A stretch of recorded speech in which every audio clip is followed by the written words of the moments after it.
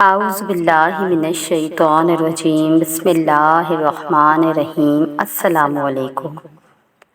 یہ ہمارے چینل کی تیسری ویڈیو ہے، تو جنہوں نے اس چینل کی پہلی 2 ویڈیو نہیں دیکھی ان سے گزارش ہے کہ پہلے وہ ویڈیو نوش فرمائیں۔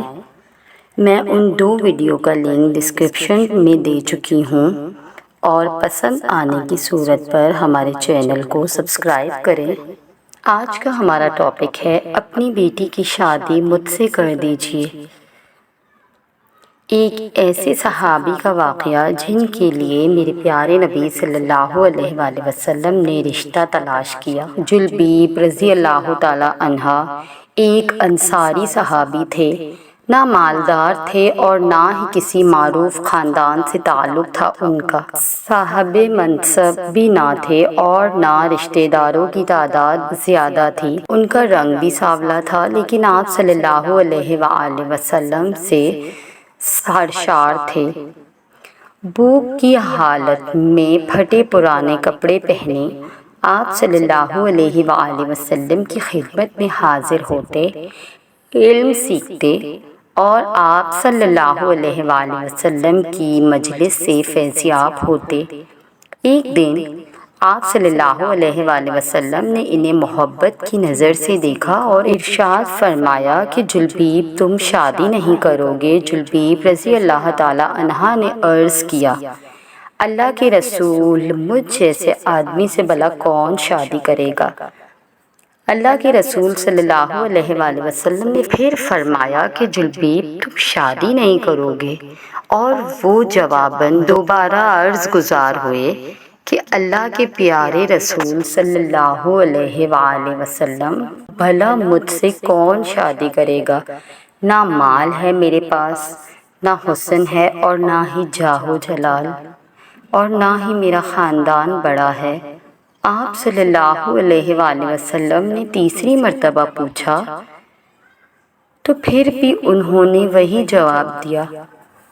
اللہ کے رسول صلی اللہ علیہ وآلہ وسلم نے ارشاد فرمایا کہ فلاں انصاری کے گھر جاؤ اور ان سے کہو کہ اللہ کے رسول صلی اللہ علیہ وآلہ وسلم تم سے سلام کہہ رہے ہیں اور فرما رہے ہیں کہ اپنی بیٹی کی شادی مجھ سے کر دیجیے۔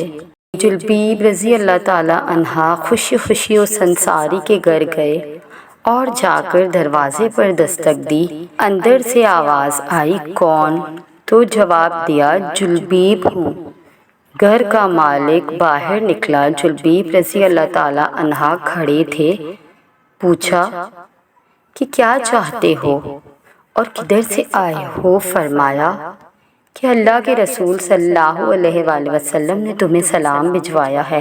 یہ سننے کی دیر تھی کہ گھر میں خوشی کی لہر دوڑ گئی۔ اللہ کے رسول صلی اللہ علیہ وآلہ وسلم نے ہمیں سلام بھجوایا ہے؟ ارے یہ تو بہت ہی خوش بختی کا مقام ہے کہ ہمیں اللہ کے رسول نے پیغام و سلام بھجوایا ہے۔ جلبیب نے کہا، اس سے آگے بھی سنو، اللہ کے رسول صلی اللہ علیہ وآلہ وسلم نے تمہیں حکم دیا ہے کہ اپنی بیٹی کی شادی مجھ سے کر دو۔ اس گھر کے مالک نے کہا، ذرا رکو، میں لڑکی کی ماں سے مشورہ کر لوں۔ اندر جا کر لڑکی کی ماں کو بتایا اور مشورہ لیا تو وہ کہنے لگی کہ نہیں، اللہ کی قسم، میں اپنی بیٹی کی شادی ہرگز ایسے شخص سے نہیں کروں گی، نہ خاندان ہے، نہ شہرت ہے اور نہ ہی مال و دولت۔ ان کی نیک سیرت بیٹی بھی اندر ہونے والی گفتگو سن رہی تھی اور جان گئی کہ حکم کس کا ہے اور مشورہ کس نے دیا ہے۔ وہ سوچنے لگی کہ اگر اللہ کے رسول اس رشتے پر راضی ہیں تو اس میں یقیناً میرے لیے بھلائی اور فائدہ ہے۔ وہ اپنے والدین کی طرف مخاطب ہوئی اور کہنے لگی، کیا آپ اللہ کے رسول کا حکم ٹالنے کی کوشش میں ہے؟ مجھے آپ صلی اللہ علیہ وآلہ وسلم کے سپرد کر دیں، وہ اپنی مرضی کے مطابق جہاں چاہے میری شادی کر دے، کیونکہ وہ ہرگز مجھے ضائع نہیں ہونے دیں گے۔ پھر لڑکی نے اللہ کے اس فرمان کی تلاوت کی اور دیکھو کسی مومن مرد عورت کو اللہ اور اس کے رسول صلی اللہ علیہ وآلہ وسلم کے فیصلے کے بعد اپنے امور میں کوئی اختیار باقی نہیں رہتا۔